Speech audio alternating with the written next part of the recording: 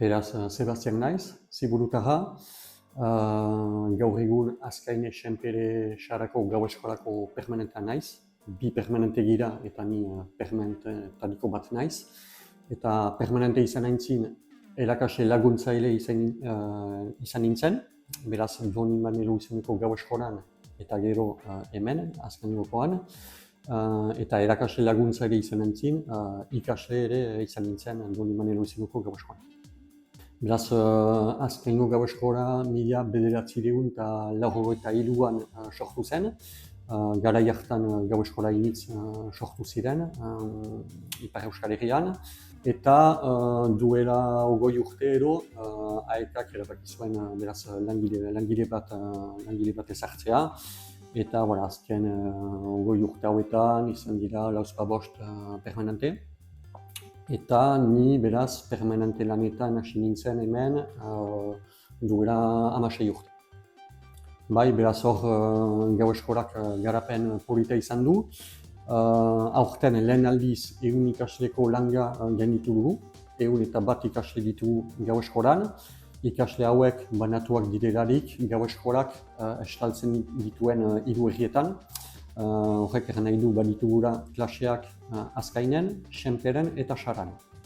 Erakaslegoaren aldetik beraz baditugu 3 erakasle AEKarekin kontratupean direnak, 2 erakasle laguntzaile eta guk ere permanenteok, biok klaseak baditugu. Beraz, azken inkesta soziolinguistikoak datu gazi gozoak utzi ditu. Punto positiboen artean da lehen aldiz edo azken urte hauetan hiztunak ez dira gehiago galtzen. Balore absolutuan, proportzioan bai, baina balore absolutuan ez. Eta jendeak euskararekiko duen jarrera. Jarrera positiboa da eta hori azpimarratzekoa da. Eta gero puntu negatiboetan,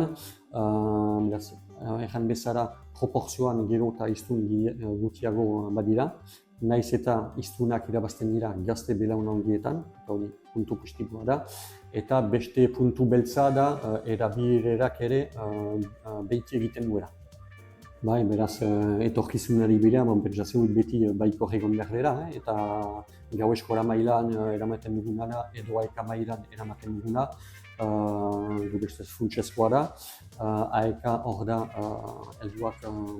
helduak formatzeko, helduei euskara erakasteko, zen lotura egiteko pixkat inkesta soziolinguistikoarekin, Ipar Euskal Herria berre euskaldundu nahi baldin badugu, importantena biztan dena aur gazteak euskalduntzea, besteak beste eskolen bidez, importantea da ere helduak euskalduntzea.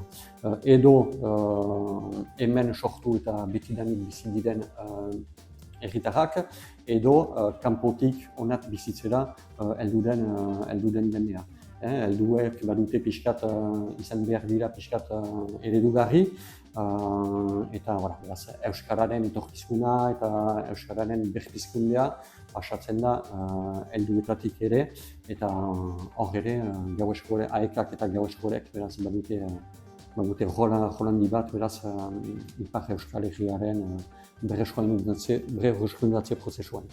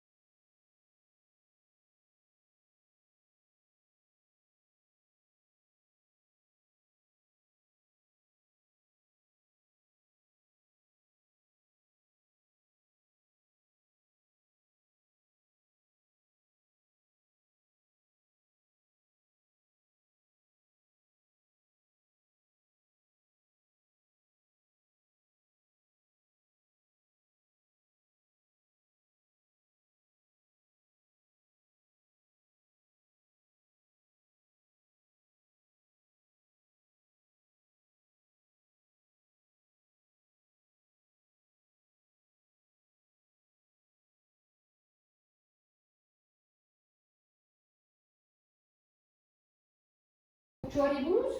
Edo ez? Nahi duzunari buruz, librezira.